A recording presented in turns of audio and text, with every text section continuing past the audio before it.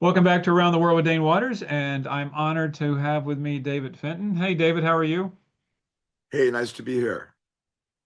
So David, I usually like to have my guests kind of tell the world, this is seen around the world. We're up to actually 100 countries now that people are watching this Wow.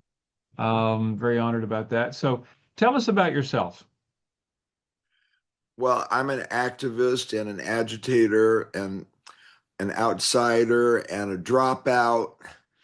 Uh, and I guess you could say I'm a democratic socialist and I'm a communicator. And I've spent my career helping progressive organizations and foundations and activists hopefully do a better job of communicating with the public because clarity of message, strategy for message delivery, social change depends on this.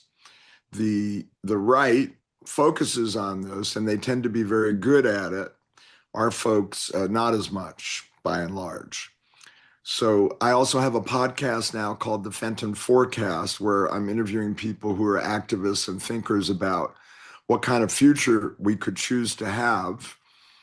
And that's been just for the last few months. I also wrote a book called The Activist Media Handbook, Lessons from 50 Years as a Progressive Agitator, which I definitely am, that tries to give lessons on how to do a good job of this based on campaigns and controversies and conflicts I've been involved in. I'm basically a child of the 1960s. Timothy Leary said, turn on, tune in, and drop out. I did all of it. And I was permanently damaged, and I've never been able to heal. Well, first of all, you don't look damaged, you don't sound damaged, and I tell you, you're being very modest about your background and the things you've been involved in. So let's kind of talk about some of those things that you have worked on. I think climate change, human rights. I know you did work with Nelson Mandela, who, by the way, is one of my idols. I mean, somebody who I just have tremendous respect for. Um, but before I talk about those individually, I want to ask this question of you. I mean, of all your experience and things you've been involved in. How would you describe the current state of America and the world? Oh. Well, America's uh, been captured by an authoritarian con man who's brainwashed about 35% of the population, I'm afraid, although it is declining. And it has now reached levels of income inequality worse than the Gilded Age in the 1920s and the robber baron age. So the democracy is being corrupted by the billionaires and people with money, which has happened before. So America's not in a good place. I don't think it will last. I think that freedom is the American religion. Tyrants are not. So I don't think this will last. But a lot of damage is being done by some incredibly greedy people. As for the world, greed is the problem that is making it so hot in London where you are. The greed of the oil, coal, and gas companies is pretty much unprecedented in human history in terms of the impact that greed is having on today and the future. It sounds like a crazy radical statement, but it is an accurate truth that there are a small group of mostly men at these oil, coal, and gas companies who know that their products are overheating the earth and that it will destroy the economy and civilization and ruin people's health and property and collapse insurance markets and raise the price of food. They've known all of this for 50 years and they don't care. They keep lying about it. They're determined to make every last dollar from every last drop of fossil fuel on earth, the consequences be damned. So that's a level of criminality the world has never seen before because it is the survival of humanity that's actually at stake. That it sounds crazy, right? But it's actually what's happening. And they've captured the American government. And of course, they still have big sway over other governments around the world. Yeah, well, I mean, it doesn't sound crazy at all. I mean, that's just the reality. But let me ask this question, just to be devil's advocate for a second. So you're right. You have these large corporations, oil and gas companies that are trying to squeeze every penny they can out of every person around the planet. But they also they claim they're doing it on behalf of their stockholders, their shareholders, which are individuals. I mean, so where does the line drawn between them trying to do it for themselves and then trying just to do what they believe for their shareholders? I mean, do you think we need to change that system in some way? Well, for sure. I mean, I doubt the shareholders want deceit, lies, purposeful disinformation. I mean, it's not a sustainable business model, that's for sure.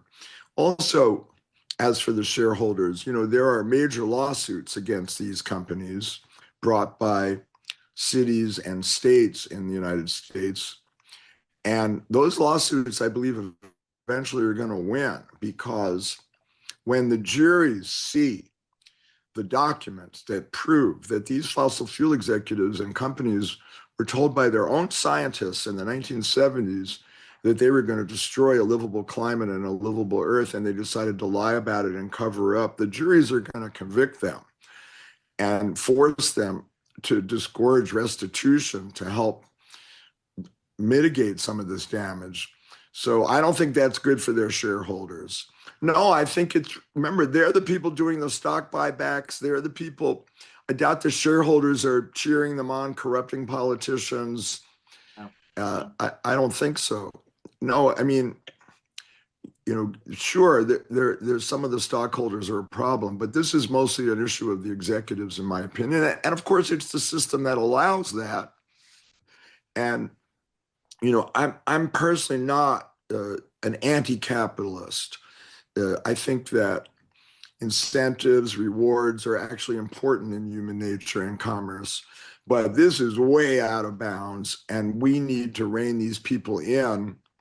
That's why I said I'm a democratic socialist, because as Europeans know, and Americans are just learning, that means appropriate regulation and rules for capitalism rather than just let them do and steal as much as they want.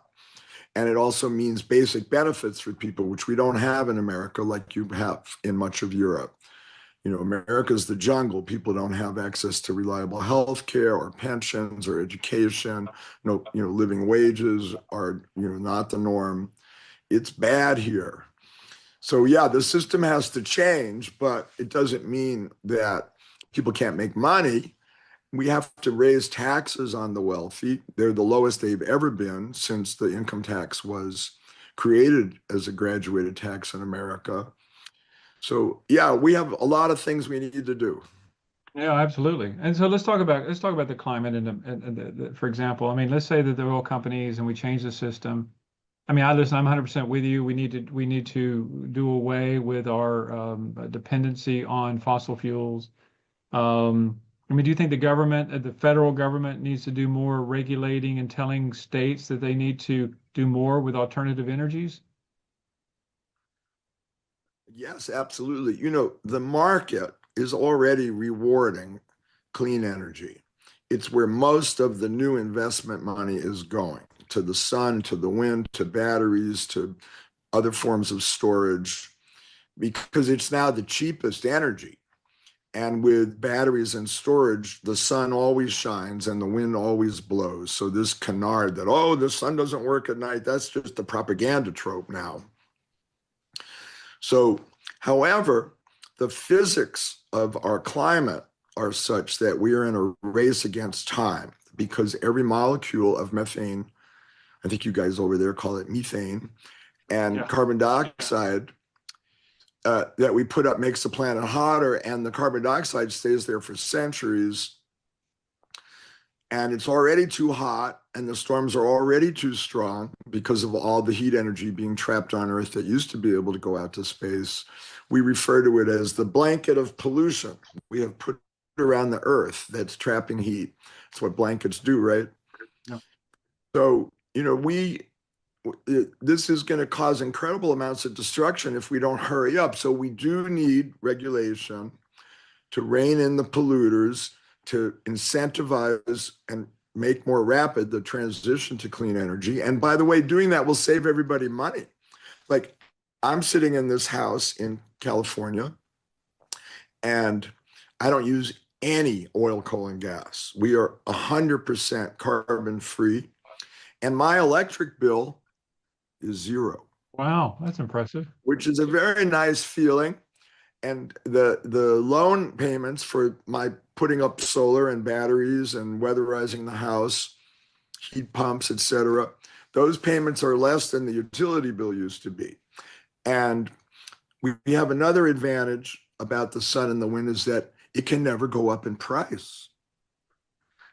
And it doesn't True. have to go through the Strait of Hormuz. Yeah.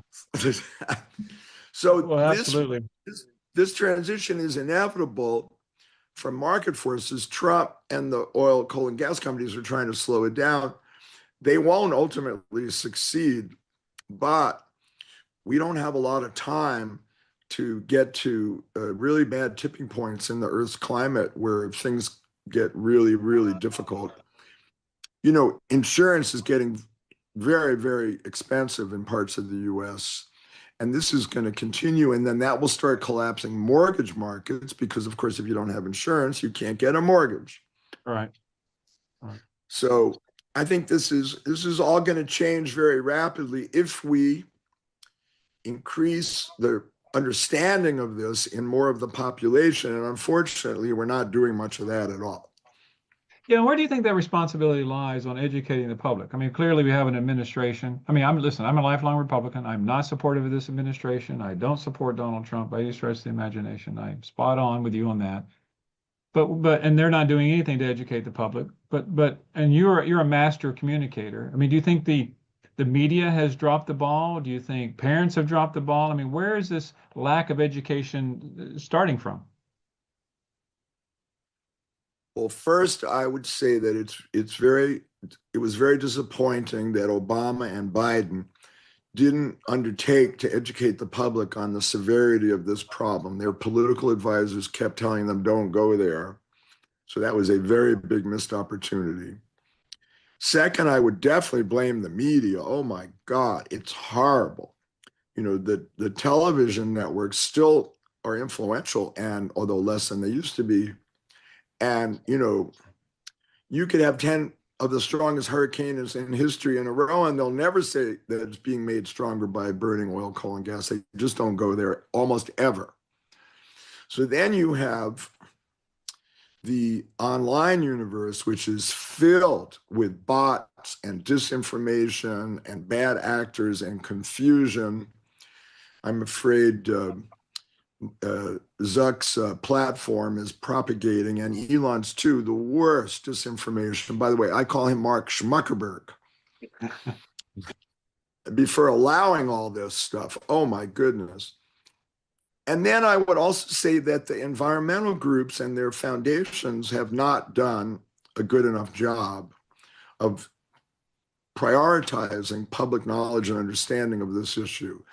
The environmental NGOs tend to think that just doing policy and science work is enough because it comes up with brilliant ideas, and they don't like selling those brilliant ideas. They view that as dirty and manipulative, even if you do it truthfully, which of course you always must.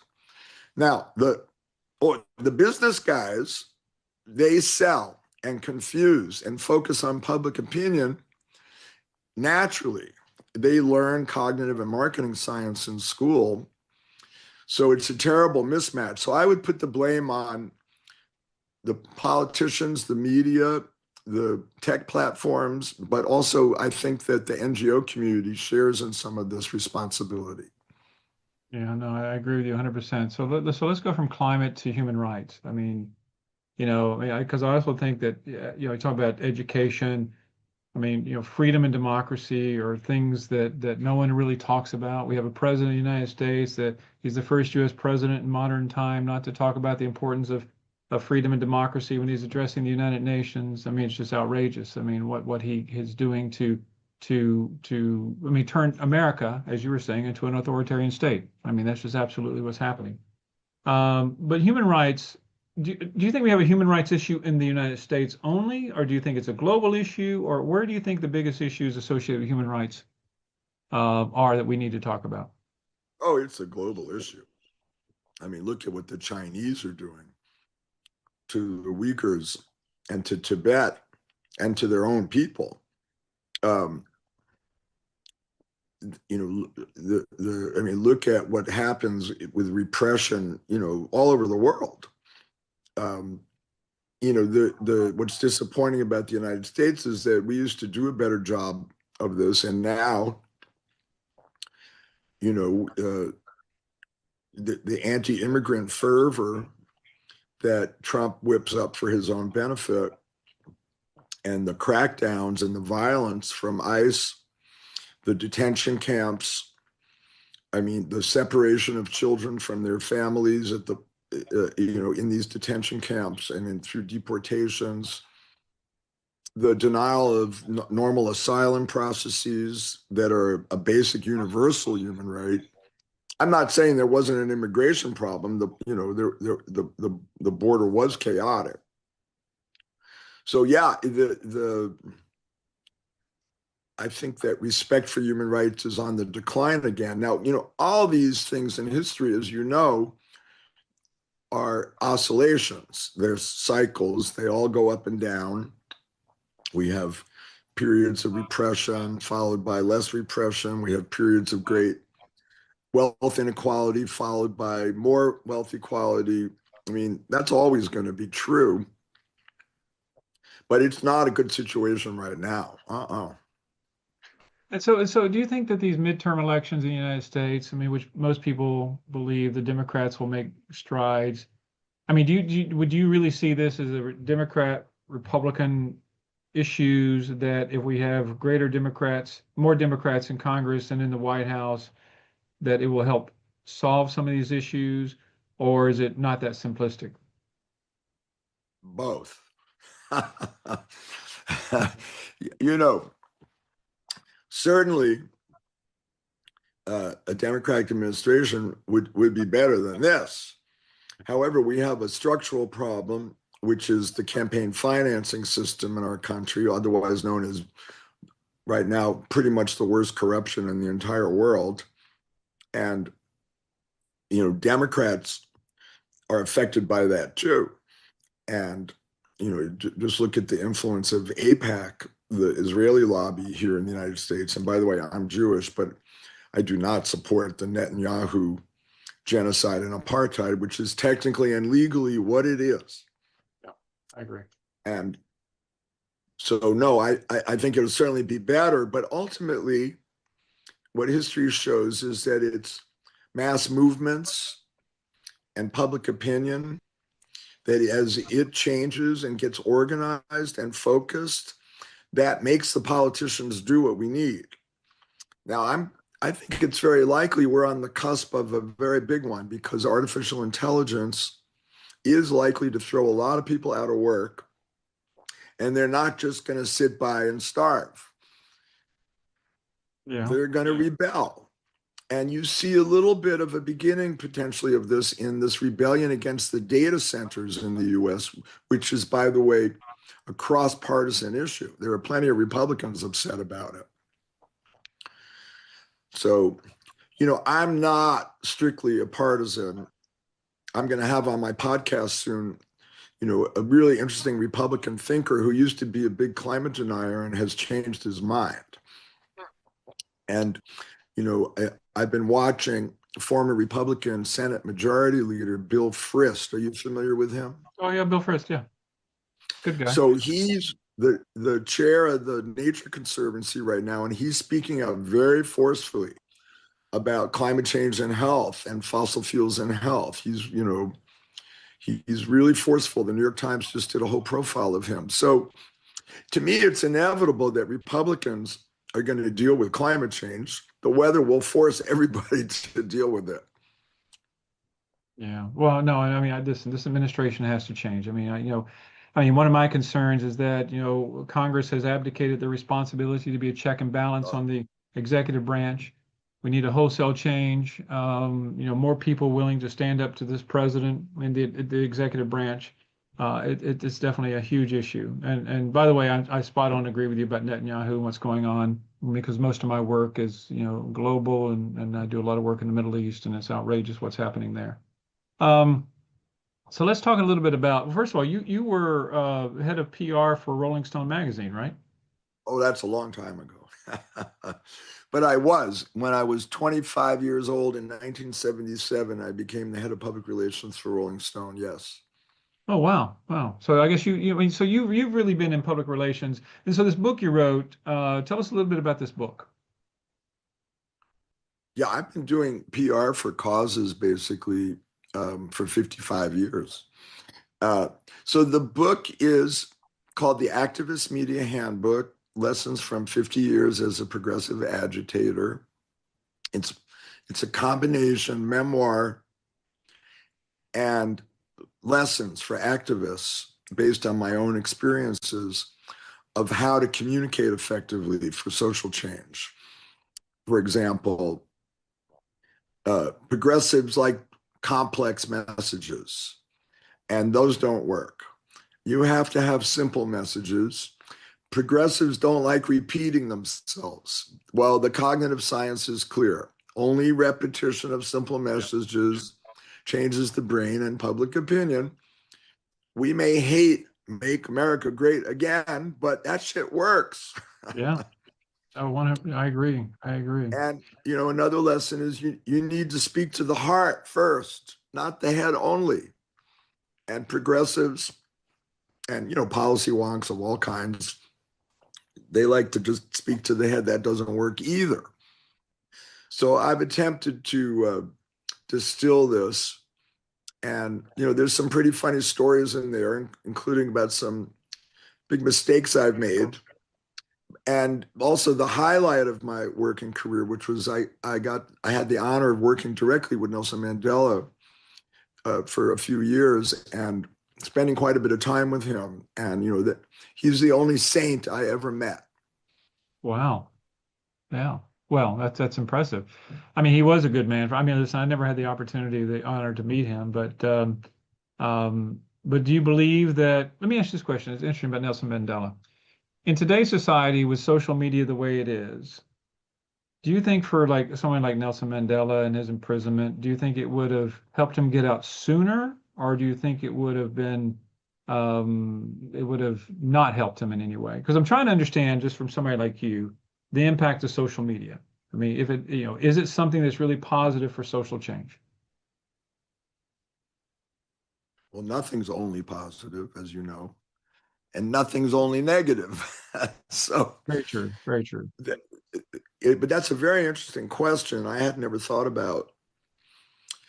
Uh, so, in the mass media era, where everybody, watched two or three television networks, um, and where information was mediated by editors, unlike today, the world could together focus on a cause like freeing Nelson Mandela. I mean, in that sense, the lack of shared mass media or the decline of it might make that harder. That's true. It's possible. As for social media, you know, this form of completely unregulated social media, where the tech barons have no legal responsibility for anything on their platform, which is the current state of affairs. Yeah. I mean, maybe he wouldn't have gotten out if we had this kind of social media. Now, this is not the only kind of social media we could have. We could change the law and make Schmuckerberg liable for the bullshit on his platform and the bullying and the racism and the falsehoods. Do you know he even so-called Meta, which is actually his failure because that never, I guess, meta materialized. They 10 or 15% of their revenue comes from phony commerce sites on Facebook. Did you know that? No, I did not know that. No. Oh yeah. And I was the victim of one of them. There was a clothing brand, and I thought it was a real site and ordered something, and it was nonsense. It was just fraud. And there's tons of that on there, on Instagram and Facebook. So if we change the law, make them responsible, and put in some basic rules like we used to have in this country, and you still have in parts of Europe, certain uh, boundaries for broadcasting in particular. We used to have the fairness doctrine and the equal time doctrine. If we applied some of that to the internet in ways that were respectful of the First Amendment, as those doctrines were repeatedly upheld by the courts to be, then sure, I think social media could be mostly great. Now it's a toss up. There are periods when activists around the world use social media successfully to organize and overthrow governments. We've seen that. And this is why, Iran turned off the internet. Yeah. But also it brought us QAnon and conspiracy theories and parallel alternative phony universes for well-meaning people. It's despicable in my view. Yeah, and well, I don't, and it also is complicated by the fact you were talking about AI earlier, is that I go online these days and you see certain AI videos and newspapers and headlines that clearly are well, you don't know they're fabricated. So, it's gotten to the point where you don't know what's real and what's not real anymore. And just in normal everyday people like my son, I mean, he's able to create stuff with AI and he's not an expert on it, but imagine these people who are experts and what they can do. And if you're right, if we don't police these things, if you don't regulate these things, I mean, there are just bad people in the world. That's just the reality, and Yeah, I and mean, they're going to take you're a advantage of it. mainstream Republican, right? Well, yeah, I'm a recovering Republican. I'll put it that way. Okay, Yes. So or mainstream conservative, maybe. yes, yes, Okay, so you believe that in sports you should have rules and umpires, right? absolutely. So we need that in the economy.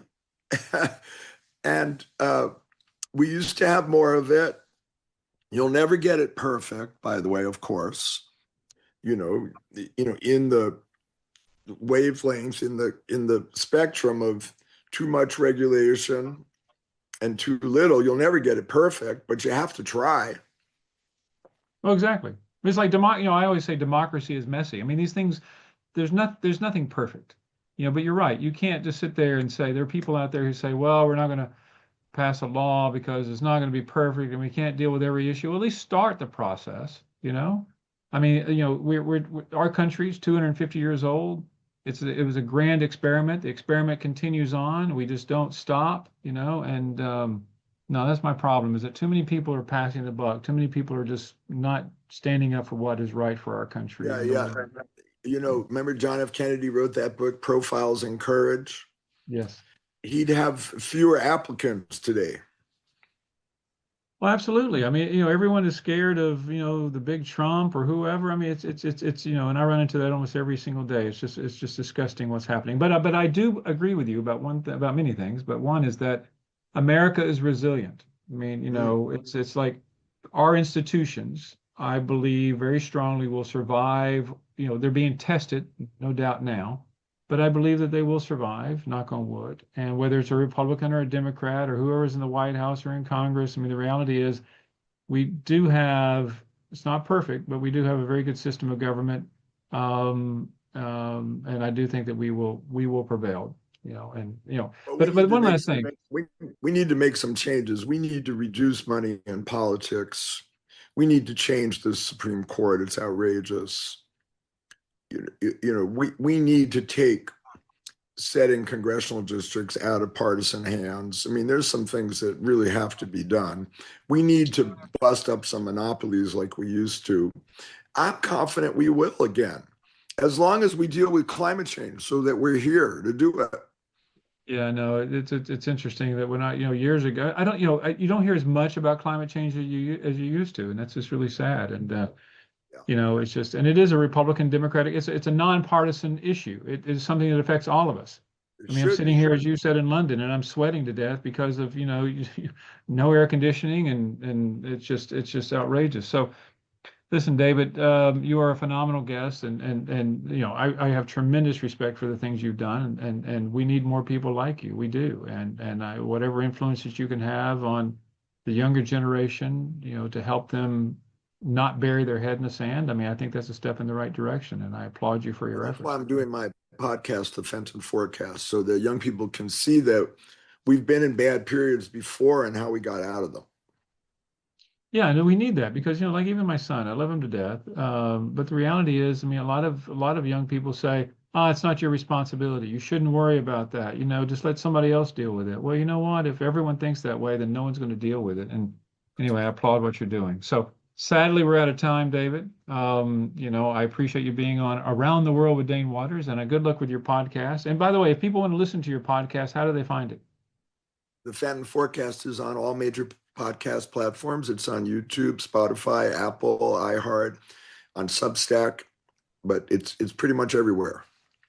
Okay. Well, I wish you the best. Anyway, let's take a quick break from Around the World with Dane Waters, and we'll be back here in a second. Thanks a lot.